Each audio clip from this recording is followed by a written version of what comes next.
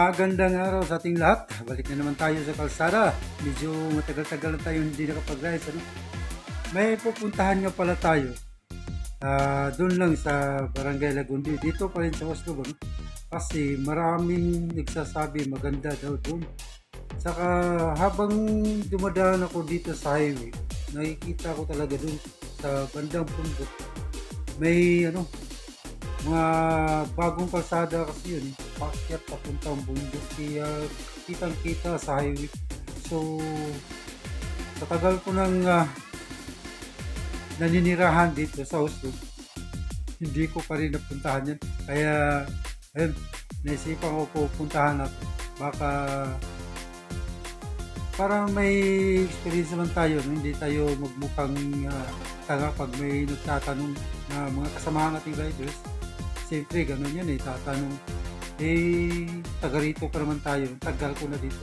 So, kaya ngayon, subukan natin, pupuntahan natin kung talagang maganda. Pero talagang maganda siya kasi pag dumadaan ako dito sa highway, titingin ako doon sa bandang bundok, makikita mo talaga yung kalsada. Yung paakyat siya, habang paakyat para siyang parang snake, paliko-liko hanggang papuntang paakyat siya. Ang ganda tingnan. So yan, pupuntahan natin kasi wala tayong magawa.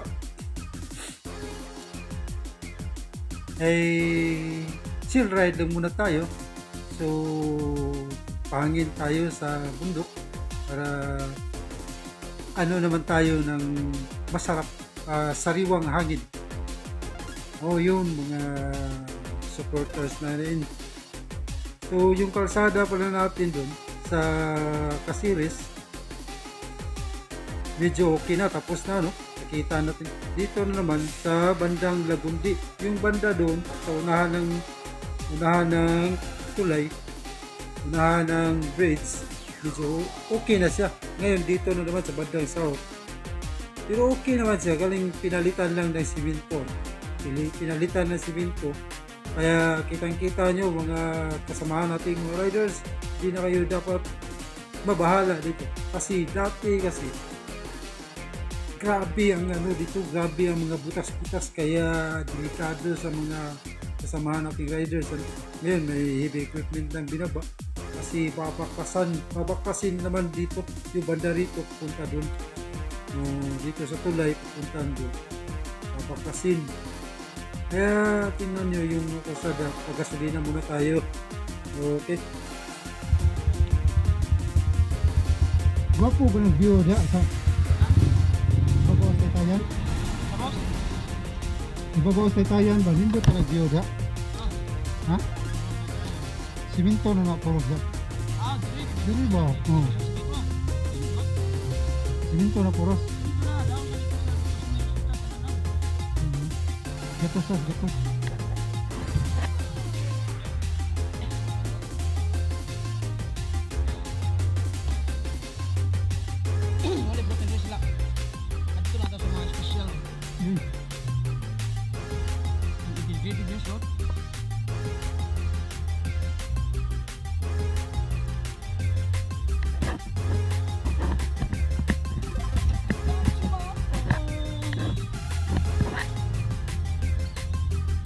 Lindo to tanawon dito.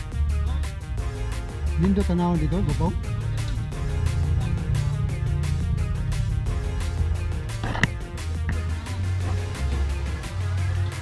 Suro ito. Wa pa ko kana ada.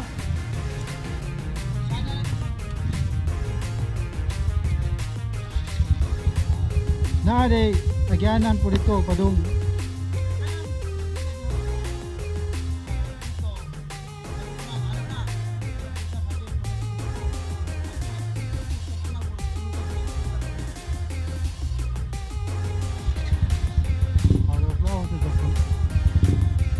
Oi, yeah, it's coming.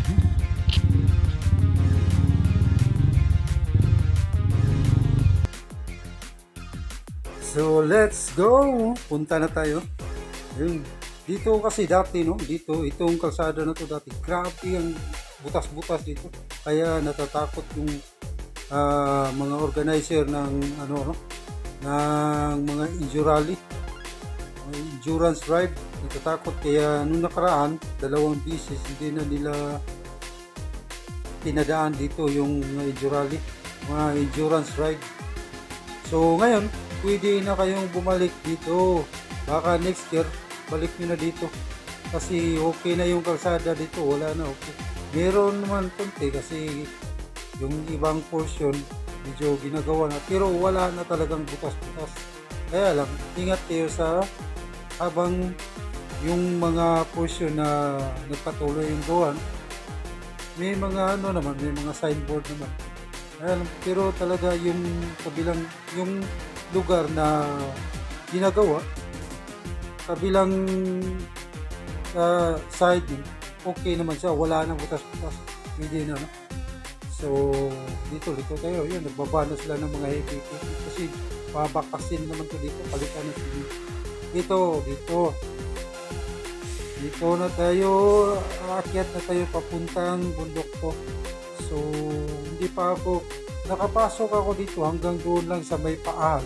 Hindi na ako umakyat dati, ano, nakapasok na ako dito.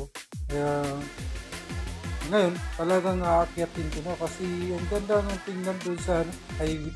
Ganda siya tingnan. Yung makikita mo talaga yung kalsada na paikot-ikot. Ano? Paikot-ikot siya sa bundok pa. Kaya ngayon susubukan natin. Kasi maraming isasabi na maganda daw. Kasi dito kasi sa Oslo talagang iniikot ko na to. Pero habang nag-iikot tayo, no, may mga ibang portion, may ibang kalsada na hindi pa natin napuntahan. Kaya ngayon, no, desisyonan ko, dito muna. Pupuntahan natin to. Saka yung iba na naman sa susunod. No? Kasi talagang naantig ako eh. Habang dumadaan ako, tingin ako. Ang ganda talagang tingnan. Oh. Ang nakakatakot lang kasi pag yung motor natin, ang dala natin, no, yung pang street bike, malalaking gulong, parang walang spikes. Tatakot ako kasi dito kasi pag umuulan, yung mga grab, no? Mga buhangin ba? Mapupunta sa kalsada. Kaya pag napupunta sa kalsada, delikado kasi yung gulong natin. Delikado, hindi pang hindi kasi pang ganun na delikado. Mas maganda sana kasi itong kalsada na to hindi kasi i-ispaltuhin ko. Talagang siminto lang ata to. Yung i-ispaltuhin yung sa highway lang. Kasi yung iba matagal na hindi man na-ispalto. Pero sana ispaltuhin nila. Ayun, paunti-unti na. Maganda na yung ganda na yung tanawin. Yun talaga sa unahan. Maganda na. Wala na ganong bahay. Ayun, sa unahan makikita natin yung kalsada paakyat. For the first time, ngayon pa lang ako naakyat sa bahagi na to. Pero dun sa dulo, sabi nila, ayun, lagus-lagusan lang daw yun. Ayun, yung kalsada sa itaas, makikita mo yun, paikot-ikot. Ayun yan, may puti. Makikita mo, may puti. Ayun, tingnan mo. Hanggang sa dulo yan, hanggang papunta sa itaas. Ang ganda nga tingnan. So, dahan-dahan tayong akyat hanggang mapuntahan natin ang dapat nating puntahan kung hanggang saan tayo makakarating. Ayun. Makikita mo yung kalsada. Basta ayun, hindi na makita, wala na. Medyo medyo malayo-layo na to, no? Ayun, mabuhangin na, no? Ayun, marami na buhangin. Ay, ako kasi ko. Dapat kasi pag makyat tayo dito, gamitin natin yung mga maliliit na motor or yung pang trail, no? Kasi pag yung motor dala natin, yung mabibigat pang street bike, hindi kasi bagay yung gulong na okay sana kung ano, yung ipapalit natin yung may spikes, yung mga so, dito lang muna tayo. Magandang hapon sa ating lahat. Welcome back Rampage Dito Vlog. So ngayon nandito nga pala tayo sa ibabaw ng Barangay Lagundio, no? Bundok na to, bundok medyo mataas. So tingnan mo, ganda ng view. So pinuntahan ko to kasi sa tagal ko na dito, no? Ngayon lang ako nakapunta dito. Sabi daw nila maganda daw, no? Talagang maganda. So tingnan mo. So okay tayo. Dagat yun.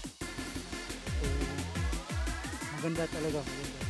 So sa ilang taon na kung naninirahan dito, ngayon ako paikot-ikot na tayo, pero ito hindi ko pa na daanan. So kaya wala tayong magawa, pinasyalan para at least masubukan naman natin. Ang ganda ng panahon, kaya lang medyo walang hangin, eh. Pero kahit walang hangin, okay, maganda manirahan dito, tahimik, gusto ang hangin. Ayun.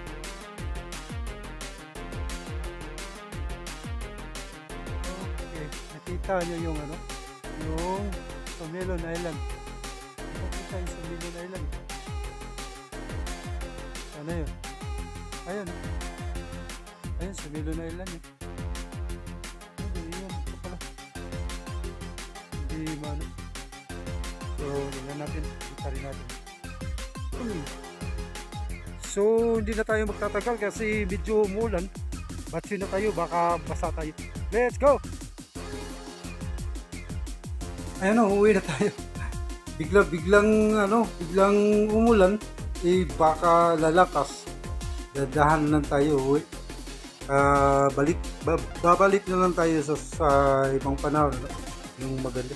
Kasi kanina sobrang init, napakainit talaga, ganyan, ganda ng panahon, no? Biglang umulan. So hindi na natin antayin bumuhos ang ulan kasi baka maano tayo, ay basa yung cellphone natin, eh. Wala pa naman tayong dalang paglalagyan, no? Kasi problema kasi ng motor natin, walang U-box. Yan kasi problema ng motor, wala tayong paglalagyan sa mga gamit natin. So yun, nasa highway na tayo, nawala na naman yung ulan. So hindi kasi natin malalaman kung ano talaga, kuya. biglang umiinit, pero kanina talaga napakainit. Simula umaga hanggang ngayon, napakainit. Wako ka na. Balik.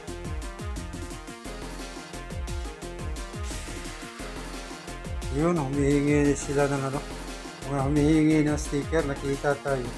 Kasi dito palagi kasi akong dumadaan. Ngayon, hindi na ako nakapag-drive.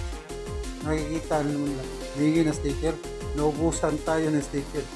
So sana may mag-sponsor na naman sa sticker natin, So ngayon diretso na lang tayo uwi kasi hindi natin alam yung panahon. Biglang bumuhos, malakas ang ulan, pero sa ngayon medyo umiinit na naman. Kaya lang mas maganda yung safety tayo, baka mababasa tayo na hindi oras, no? Ayun. So medyo pumapatak na naman konti, bilis-bilis. Bilisan natin konti kasi delikado na, parang bubuhos na talaga to biglaan. Kasi biglang makulimlim na naman, biglang litim yung panahon. Kanina ang init, ngayon biglang lumamig ang ano ba yan kuya? So